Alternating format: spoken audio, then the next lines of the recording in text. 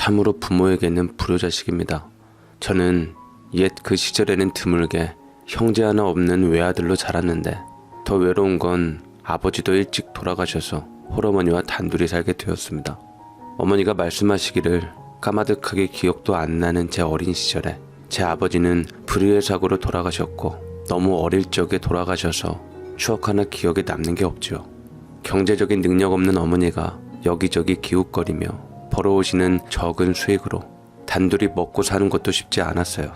늘 돈에 쪼들려 도저히 안 되겠다 싶으셨던 어머니께서는 그래도 저 하나 보고 열심히 사셨지만 형편은 달라지는 게 없었고 양말 하나 기워 신고 옷 기워 신는 일이 어머니께는 흔한 일이었고 심지어 남의 집 옷을 얻어다 입은 적도 많았는데 제가 부끄러워졌던 일을 돌이켜본다면 한 번은 친구놈이 멀리서 걸어오시는 저희 어머니를 보고 말했던 것이었습니다.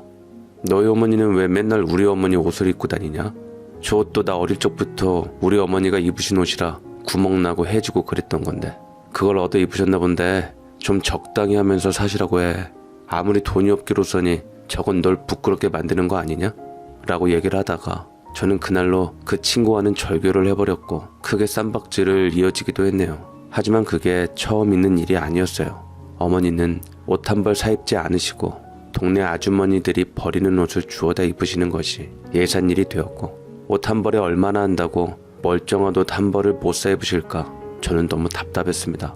지금 생각하면 제 자신이 철없고 부끄럽지만 제 어머니가 가장 부끄러운 순간은 아무래도 학교에 오실 때였죠. 어머니께서는 중요한 날에 항상 입으시는 단 한 벌의 옷이 있으셨습니다. 옷장 속에 박혀 언제 샀는지도 모를 정도로 구김이 가득한 촌스러운 그 옷을 늘 학교 오실 때마다 입고 오셨는데 쉰내 비슷한 눅눅한 냄새가 가득 배인 그 촌스러운 옷을 입고 아들이라며 저를 부르실 때 정말 고개를 들 수도 없었습니다. 아들, 만근아, 엄마 왔다. 우리 아들 공부하고 학교 생활하느라 애쓰는 거 보여서 엄마 마음이 짠하구나. 선생님이 너 누구보다 잘하고 있다니까 걱정하지 말고 엄마는 너 믿는다. 라며 저를 응원하시느라 가까이 다가가고 학교 온 김에 친구들이라도 한번 만나보고 제가 공부하는 환경도 볼 겸 쉬는 시간에 교실로 다가와 제게 아는 척을 했는데 제 어머니라며 친구들이 어머니께 인사를 하고자 가까이 가면 이내 금세 떨어지고 말았고 그 모습을 지켜보는 게 여간 쉬운 일이 아니었습니다. 친구 어머니들은 모두 단정한 차림새에 좋은 향기가 났기에 그 모습을 보며 더 부러워했고 그 후로는 어머니가 학교에 참석하시는 걸 극도로 싫어했죠. 어머니께서는 옷뿐 아니라 먹는 것에도 굉장히 인색하신 분이셨습니다. 늘 주변에서 얻은 모두 다 다른 맛이 나는 김치 섞어 올려두고 맨밥에 물 말아 드셨는데 하루는 어느 집에서 고기 반찬을 얻어오셔서 제 숟가락에 고기를 계속 올려주시는데 어머니 당신은 김치만 쭉쭉 찢어 먹고 김치 국물을 찌개처럼 퍼먹는 모습에 너무 화가 나서 말했습니다. 좀 그냥 사람처럼 먹고 살 수는 없어요, 어머니? 여기 밥상에 고기 있잖아요. 좀 제발 드시라고요. 온갖 김치 다 섞여있는 그 김치가 뭐가 그렇게 맛있다고 맨날 그렇게 궁상을 떠시는 건데요. 제발 저를 봐서라도 좀 잘하고 다니시라고요. 어쩔 수 없는 가난한 형편이라 그런 것은 이해했지만 아무리 없이서라도 어머니께서 최소한은 하고 사시길 바랬습니다. 고기가 있으면 같이 먹고 없으면 없는 대로 같이 먹었으면 좋겠다는 생각을 많이 했어요. 그런 감정이 곪고 골아 결국 저런 상처 어린 말을 쏟아내고 말았습니다. 어머니는 제가 아무리 싫다고 해도 아끼시는 것에 변함없이 사셨어요. 온몸이 바들바들 떨릴 정도로 추운 한겨울에 저희 집 연탄을 떼는 작은 무쇠 난로 공기 구멍은 늘 닫혀 있었습니다. 너무 추워서 얼어 죽을 것만 같아서 어머니 몰래 공기 구멍을 살짝 열어놓으면 어머니는 그걸 또 귀신같이 알아채시고 바로 닫아 놓으셨죠. 오죽 집안이 추우면 방바닥에 놓은 그릇에 담긴 물이 얼어버렸고 제가 너무 추워하면 어머니는 늘 옷을 더 껴입으라고 하셨지만 공기 자체가 냉하니 아무리 껴입어도 소용이 없었습니다. 가난에 배가 고팠지만 유독 저희 모자에게 겨울은 차디찬 서러운 계절이었죠. 사는 게 이렇다 보니 철없이 점점 불만이 많아졌습니다. 어머니와 늘 부딪히면서 살았고 머리가 클수록 불평불만을 쏟아냈지요. 하루는 추웠던 한겨울에 어머니와 함께 찬바람을 맞으며 할머니 댁에 가기 위해 도로가에서 덜덜 떨며 전차가 오기를 기다렸습니다. 그 시절 전차를 타보셨다면 아시겠지만 사람이 뛰어가는 게 빠르겠다 싶은 전차는 배차 간격도 한참을 기다려야 했습니다. 심지어 어머니와 저는 옷도 신발도 제대로 된 것들이 아니기에 이러다 꼼짝없이 동상으로 얼어 죽겠다 싶었고, 얼마나 밖에서 찬바람을 맞으며 덜덜 떨었는지 추위를 견디지 못하고 어머니께 버스를 타자고 졸랐습니다. 어머니, 이러다 정말 동상 걸려 죽을 것 같으니 그냥 버스 타고 가는 게 좋겠어요. 온몸이 따끔거리고 말도 제대로 나오지 않아요. 제발 우리 버스 타고 가요. 추위에 떨며 말도 제대로 나오지 않아 어눌한 발음을 붕괴며 겨우 내뱉은 말이었지만 어머니는 칼같이 아주 단호하게 거절을 하셨어요. 어머니께서는 찬겨울 바람보다 더 매서운 눈빛을 하시고는 말씀하셨습니다. 겨우 이깟 추위 하나 못 이겨서 이 험난한 세상을 앞으로 어떻게 살아가려고 그러니? 내가 너를 고작 이렇게 나약한 놈으로 키운 게냐? 정신 똑바로 차리고 헛돈 쓸 생각하지 말고 버텨라. 늙은 애미도 버티는 추위를 어린 놈이 못 견딜 이유가 대체 뭐가 있어? 다그치는 어머니의 말에 정말 서러움에 눈물이 흐르고 말았습니다. 당시 버스비가 5원가량이면 전차는 그의 반값 정도였기에 한푼이 아쉬운 어머니가 버스를 탈 리가 없으셨죠. 이날 추위에서 덜덜 떨며 저는 결심을 한 게 있습니다. 나는 죽어도 이렇게 궁상맞게 살지 말아야지. 꼭 성공해야겠다고 이를 악물었죠. 이 당시에 제가 학교에 다닐 때 전차를 타고 왔다 갔다 해야 했는데 어머니는 제게 딱 5원짜리 운동전 하나만 쥐어주셨습니다. 그러니 버스를 탈 생각도 못했고 늘 전차표를 사서 학교를 다녔지요. 죽어도 버스를 못 타게 하는 어머니는 추위를 견디지 못하고 버스를 타자고 말한 제게 정신교육을 시키셨습니다. 나약한 사내로 크게 할 수 없다면 한참을 기다려 겨우 마주한 전차를 굳이 지나쳐 보내고 1시간을 내내 서서 벌을 받아야 했어요. 이런 상황들이 저를 독하게 만들었고 어머니에 대한 원망을 키웠습니다. 어쩌다 한번 추위가 힘겨워 버스 타자고 한 것이 그리도 큰 잘못이었을까요? 그 추운 겨울날에 1시간을 더 서서 추위에 떨며 벌을 받아야 할 만큼 제가 잘못한 걸까요? 고작 버스 하나도 탈 자격이 없다는 생각을 하니 반항심은 더욱 커졌습니다. 어머니께 벌을 받고 나서 그 이후부터 저는 버스도 전차도 타지 않았죠. 학교를 갈 때 5원 운동전을 늘 쥐어주셨지만 일부러 1시간 거리를 매일 걸어서 다녔습니다. 이는 오직 반항심과 억울함을 홀로 표출하는 저만의 방식이었으며 어머니께서 쥐어주신 운동전은 다 먹은 과자 상자에 차곡차곡 모았습니다. 그렇게 살다 보니 학교를 다니는 길이 매우 힘들고 버거웠지만 먼 길을 나섰다 오면 동전 하나씩 버는 셈이었죠. 그렇게 2년이 지났을 무렵 그야말로 티끌 모아 태산이라고 돈은 굉장히 쌓여 있었고 어느새 저는 그걸 위안 삼아 돈을 보며 뿌듯함을 느꼈습니다. 어찌 보면 어린 제게 그 동전들은 희망이었을지도 모릅니다. 허나 그 기쁨도 잠깐, 머지않아 어머니께서는 돈이 모여있던 과자 상자를 발견하셨고 그 안에 가득 들어있는 동전을 발견하시고 매섭게 저를 야단치시더이다. 참으로 야속하게도 말이지요.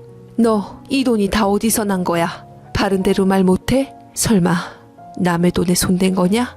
부끄럽지 않게 살기 위해 노력했는데 애미가 너 이러고 살라고 그렇게 아둥바둥 사는 줄 알아? 도대체 왜 이렇게 날이 갈수록 말썽이니? 너도 이제 집안 돌아가는 꼴이 보이지 않냐 말이다. 아무리 출처가 궁금할 법한 돈이라 하더라도 제가 모은 돈을 보고 남의 돈을 가져왔다고 생각하실 줄은 정말 몰랐지요. 그러나 이미 어머니께서는 제 말을 듣기도 전에 확신을 하셨고 제 말을 들으려 하시지도 않았습니다. 저는 그때 어머니의 매운 빗자루 맛을 보며 억울함을 꾹 닫고 어머니가 어느 정도 진정을 하고 빗자루를 내려놓았을 때 비로소 말을 할 수 있었어요. 그러나 저는 이미 어머니에 대한 원망의 씨앗이 불을 지피고 있었고 붙들고 자초지종을 설명하고 싶은 마음은 이미 저 멀리 사라져버려 짧고 간결하게 말했습니다. 남의 것을 가져온 적은 단 한 번도 없습니다. 탐낸 적도 없었고요. 저 어머니 자식 맞아요? 어머니는 애초에 아들인 제 말을 들으려 하시지도 않네요. 그깟 돈 다 어머니 가지세요. 애초에 어머니 돈이었으니 엿을 바꿔 드시던 뭘 하시던 알아서 하시라고요. 감정이 훅 올라와 억울함에 획 내뱉고 어머니께 과자 상자를 던지듯 쥐어드렸지요. 답답한 마음에 집 밖을 뛰쳐나왔고 억울하고 분한 마음으로 길거리를 돌아다니다 갈 곳 없어 내키지 않는 마음으로 들어오니 어머니는 아까 그 자리에서 단 한 발자국도 움직이지 않으신 상태로 과자 상자를 앞에 두고 울고 계셨습니다. 저를 발견하고는 제게 눈물을 보이시며 말씀하시며 제 앞에 무릎을 꿇으시고 안아주시더라고요. 미안하다 망근아. 이 애미가 홀로 너를 키우다 보니 참 부족한 게 많고 못 배워서 무식하고 생각도 짧았다. 애비 없는 외아들로 크는 네가 어디 가서 애미처럼 부족하다는 소리는 안 듣게 하고 싶어서 애미가 그런 건데 참 미안하다. 너를 부끄럽게 하고 부족한 애미라서 정말 미안하다. 뒤늦게나마 어머니께서는 제가 말하지 않았지만 그간 학교를 걸어다니며 돈을 모았다는 것을 짐작한 듯 제게 용서해달라 진심으로 사과를 하셨습니다. 제 말도 듣지 않은 채 무턱대고 저를 나무란 것에 대해 너무 미안해 하셨지만 저는 이미 싸늘하게 마음이 돌아가 버렸고 그 핑계로나마 어머니를 마음껏 외면했습니다. 단어로 그 당시 감정을 표현하자면 그야말로 지긋지긋했지요. 가난한 사람이 돈을 악착같이 모으면 그건 죄로 보일 수 있다는 것에 다시 한번 무너지고 말았습니다. 난요 엄마, 불과 몇 달 전만 해도 제 유일한 소망은 어머니와 함께 따뜻한 집에서 따뜻한 밥 먹고 사는 것이 꿈이었어요. 어머니에게 골마버린 감정들이 너무 격해져서 이제는 어머니를 이해하기 싫어졌어요. 따지고 보면 가난하게 사는 것도 결국 어머니 때문이고 나 자신을 이렇게 초라하게 만드는 것도 늘 어머니 때문이잖아요. 아버지 없이 사는 것도 어머니 팔자 때문이라는 생각까지 들어서 정말 싫다고요. 하지 말아야 할 말까지 퍼부으며 모든 것을 다 어머니 탓으로 돌려버렸고 이때부터 청개구리처럼 어머니가 하라는 건 절대 하지 않았고 하지 말라는 건 하면서 살았죠. 졸업을 앞둔 상황에서는 이미 어머니보다 키도 덩치도 훨씬 커져서 그런지 어머니가 무섭지도 않았습니다. 제가 클수록 어머니는 작아지셨는데 그럴 때마다 어머니가 만만한 대상이 되었지요. 어머니가 손수 차려주신 밥상에 먹을 게 없으면 숟가락을 집어던지며 안 먹겠다고 소리치기도 했고 한겨울에 집안에 냉기가 돌면 연탄을 미친 듯이 부어서 따뜻하게 만들었어요. 일부러 정말 추운 겨울날 온몸에 땀이 나도록 뜨겁게 말입니다. 이런 제 행동을 보며 어머니가 눈물까지 보이셨고 고생 가득한 거친 손으로 저를 붙들고 사정했습니다. 망근아, 대체 왜 그러냐? 너 원래 생각 깊고 엄마 위해줄 줄 아는 아들이었잖아. 왜 이렇게 변해버린 거냐? 엄마가 너한테 그리 큰 잘못을 저질렀으면 말을 해야지 녀석아. 대체 뭐가 불만이고 뭐가 너를 그렇게 힘들게 하는 건데? 어머니도 어머니 원하는 대로 궁상 떨면서 사시는데 저는 제 멋대로 살 수 없나요? 저는 어머니처럼 궁상 떨면서 살 생각이 없으니 간섭 마세요. 크면 알아서 독립해서 살 거니까 남은 기간 동안 그냥 없는 사람이라고 생각하고 사세요. 어머니 가슴에 비수를 꽂는 말을 쏟아내고 그 이후에도 일부러 엄마를 곤란에 빠뜨리고자 삐뚤어진 행동들은 계속되었지요. 단 하루라도 이 지긋지긋한 집구석에서 벗어나려면 성공하는 것 말고는 방법이 없었습니다. 그래서 저는 제가 유일하게 할 수 있는 공부를 열심히 했어요. 그 당시 돈 많이 버는 직업은 딱 의사였기에 의사라는 목표 하나 두고 공부를 했습니다. 중간에 수많은 시련이 있었어요. 성적은 좋았지만 집안에 돈 한 푼 없었기에 늘 장학금을 받고 학교를 졸업할 수 있도록 죽기 살기로 공부를 했는데 이외 생활비도 벌어야 했기에 아르바이트도 쉼없이 했죠. 하루 24시간 중 자는 시간도 별로 없이 살다 보니 가끔은 이렇게까지 노력하며 사는데 정말 의사가 되고 부를 누리며 성공할 수 있는 걸까 싶었는데 노력하며 흘린 땀은 배신당하지 않는 것인지 저는 결국 의대에 합격할 수 있었습니다. 덕분에 밥 벌어먹고 살게 되었고 꿈에 그리던 의사가 되어 돈을 벌기 시작하니 어머니는 저를 진심으로 자랑스러운 듯 저를 따뜻하게 보듬어 주셨습니다. 장하다 내 아들. 어려운 환경에서도 이렇게 공부하고 성공했으니 너희 아버지 볼 면목이 생겼구나. 우리 아들이 의대에 합격하다니, 의사가 되다니. 내가 무슨 복이 많아서 너같이 똑똑한 아들을 두었을꼬. 남편 복 없는 사람은 자식 복도 없다던데 내 자식 복은 있었던 모양이다. 아니요, 남편 복 없는 사람 자식 복 없는 거 맞아요. 나 이제 더 이상 엄마 아들로 살기 싫고요. 이젠 나도 힘들게 공부했고 더 이상 제 덕 보려고 제 앞길 안 막으셨으면 좋겠어요. 어머니께서 저를 진정으로 아들이라고 생각했으면 제가 여기까지 오는데 얼마나 힘들었는지 아실 거예요. 양심이 있으시다면 더 이상 절 붙잡지 말아주세요. 부탁드려요. 라고 어머니를 내쳤는데 어머니께서는 그냥 제가 일순간 객기 부리는 줄, 그동안 힘든 거 투정 부리는 줄 알았던 듯 끝까지 제 말을 듣지 않으시고 제 진심도 받아들이시지 않았습니다. 우리 어머니는 저 좋을 대로 생각하시는 그런 분이셨죠. 저는 어머니의 따스함을 그토록 간절하게 바라고 있었는데 왜인지 어머니의 따스함이 꼭 가식처럼 느껴져서 거부감이 들었습니다. 꼭 함께 행복하게 살자고 바라던 그 작은 소망은 버린 지 오래였고 저는 어머니를 떠나 독립해서 악착같이 등록금을 벌어 제 찬란한 미래를 위해 투자했고 마침내 제가 전문의가 되었을 때 홀로 불을 들이며 살기로 결심했습니다. 어머니께서는 해바라기처럼 제가 오기만을 기다린 것 같았지만 저는 참으로 고깝게도 제가 성공했기에 어머니께서 발을 걸쳐놓은 거라고 비뚤게 생각했네요. 당연히 고향에 계신 어머니께 잘 가지도 않았고 명절이나 생일에 어쩌다 연락이 오면 바쁘다는 핑계로 받지도 않았습니다. 그럼 어머니께서는 바쁜 의사 아들 방해를 했다며 미안해하셨지만 제 맘을 훤히 내뚫고 계신 듯 가시돋친 목소리로 획을 그었습니다. 나는 네가 의사 선생님이 되어 돈도 많이 벌고 잘 살게 된 게 기쁘다. 엄마는 너한테 손 벌릴 생각 없고 네 덕 볼 생각 없으니 너도 괜히 엄마 챙길 생각 말아라. 난 네 아버지가 있는 이 자리가 제일 좋고 행복하다. 그치만 가끔은 네가 잘 살고 있는지 연락은 주고받고 싶구나. 아무리 못난 애미라도 그래도 내가 너 세상에 낳아준 사람 아니냐. 생각나면 간간히 전화 목소리라도 들려줬으면 좋겠구나. 떡줄 사람은 생각도 않는데 김칫국부터 사발로 들이켰던 어머니가 그러거나 말거나 저는 무시하고 죽자사자 어둠 속에서 빛으로 노력으로 끌어당긴 제 삶을, 제 인생을 제대로 살아보기로 했습니다. 참 웃긴 게 사람이 돈이 생기니까 이전과 달리 어깨도 쫙 펴지고 말투와 행동 그리고 표정까지 달라집니다. 저는 의사라는 명예와 돈이라는 부를 얻게 되면서 완전 다른 사람이 되었다고 해도 과언이 아니었죠. 허나 저도 자식이라는 본능 때문이었을까? 어찌됐건 부모 자식 간에는 천륜이었기에 아무리 어머니가 밉고 싫었어도 사람인지라 어쩌다 한 번씩은 생각날 때가 있었습니다. 그러면 어머니께 연락도 없이 몰래 고향에 내려가 먼 발치에서 어머니 사는 것만 보고 올라왔어요. 너무 답답했던 것은 제가 용돈도 따로 드리는 게 아니었기에 어머니는 여전히 돈에 연연하는 초라한 삶으로 본인이 버는 그 적은 돈으로 먹고 사셔야 했습니다.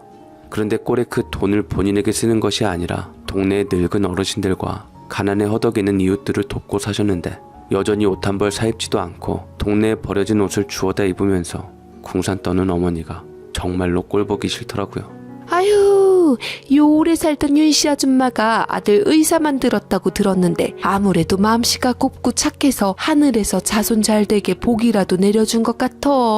아내 보니까 잘난 의사 아들이 지엄니 어찌 살고 있는지 코빼기도 안 보이는 것 같더만. 우리 의사 아들 자랑을 하며 맨날 연락한다고 바빠서 못 찾아오는 거라고 편드는데 그 말을 누가 믿어.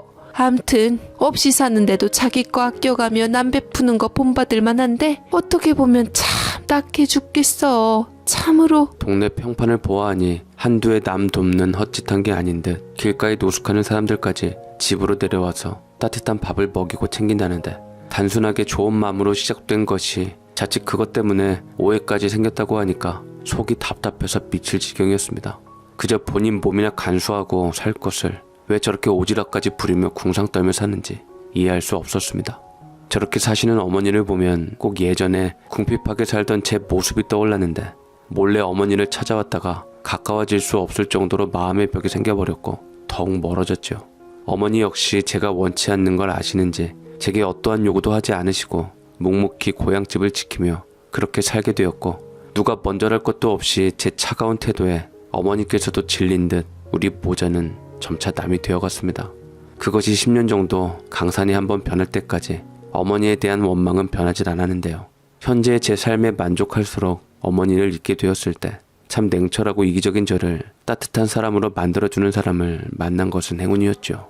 그게 바로 지금의 아내인데 아내와는 병원 간호사와 의사 사이로 만났다가 직장에서 인연이 되어 좋은 관계로 발전하게 되었고 같은 동료 의사들은 간호사보다 잘 나가는 마담뚜들을 잡아서 슬쩍 집안 좋고 병원 개업해 줄 수 있는 여자를 만나고 싶다 흘려 그런 사람 만나라 조언도 했지만 저는 결혼만큼은 이해득실을 따지지 않고 오로지 제 행복만 보고 선택하게 되었습니다.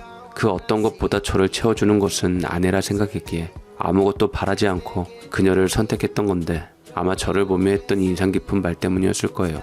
제가 그녀와 결혼을 결심한 것도 말이죠. 근무하실 때 지켜보았는데 늘 어딘가 모르게 불안정하고 날카로워 보여서 삶이 힘들 것 같아 안쓰러워 보이더라고요. 그래서 더 시선이 갔고 선생님이란 사람한테 호감이 생겼던 것 같아요. 저 동료 선생님들이 저보다는 중매하는 사람한테 부잣집 여자 달인 놔달라 하라고 한 것도 알고 있는데 저도 알고 보면 꽤 사는 집 딸이에요. 선생님이 저 선택한 거 후회하지 않게 해드릴게요. 라며 그렇게 저를 단단하게 마음을 잡아주었고 이제는 본인 곁에서 다 내려놓고 편히 쉬었으면 좋겠다는 아내와 결혼을 하기로 결심했습니다. 어찌됐든 결혼하려면 부모님을 서로 찾아뵈야 했고 양가 상견례도 필요한 절차였기에 뒤늦게나마 부모가 되어줄 어머니가 떠올랐고 지금에는 부모 대행 서비스나 이런 것도 있지만 그때는 너무 옛날이라 뭣도 없었기에 의사가 된 후 거의 처음으로 어머니 앞에 나설 수밖에 없는 환경이었습니다. 아내와 결혼하기로 맘먹고 고향집에 데려가 어머니께 아내를 보여드렸는데 어머니께서는 아내를 눈에서 떼지 않고 어떤 사람인지 꿰뚫어 보는 것 같더라고요. 아내가 엄마 시선을 불편해하는 것 같아 저는 더 이상 할 도리만 다하고 곧장 집을 나서기로 했습니다. 어머니는 나름 며느리감 온다고 뭐라도 잔뜩 차려 놓았던 건지 부엌에 상다리가 부러질 정도로 나름 먹을 것들이 차려져 있어 밥이라도 먹고 가라며 급하게 저를 잡으셨지만 그런 지저분하고 낡은 부엌에서 어머니의 거친 손으로 만든 음식을 먹는다면 다시 그 가난한 낭떠러지로 떨어질 것 같아 두려웠고 아내 보기에도 창피한 트라우마로 인해 어머니를 뿌리치며 말했습니다. 어머니, 저 어머니가 만든 음식 같은 거 더 이상 먹지 않을 거예요. 제가 며느리감 데려왔다 생각하셔서 뭔가 착각하실까봐 말씀드리는데 제가 결혼한다고 해서 어머니랑 사이가 달라진 건 없어요. 지금처럼 그냥 알아서 사세요. 제 결혼에 우리가 서로 주고받을 모자 사이는 아니잖아요. 안 그래요? 제가 바라는 건 그냥 부담 없이 결혼식 당일에 어머니 자리만 채워주세요. 채워준 값은 나름 후하게 쳐줄 테니 그걸로 뭘 하시든 마음대로 하시면 되잖아요. 전 여기 온 거 그거 말고는 더 바라는 것 없습니다. 만근이 너 여전히 변한 거 하나 없구나. 세월이 그렇게 지나면서도 어찌 넌 사람이 그렇게 어릴 적 옹졸함 그대로 지닐 수 있는 거냐. 네가 며느리감 아니 결혼할 사람과 왔길래 애미로서 밥 한 끼 먹여주고 싶었는데 노숙자도 데려가 밥 먹이는 내가 내게 찾아온 손님을 푸대접할 이유는 없기에 애미가 아니라 사람으로서 예의를 차리려고 했던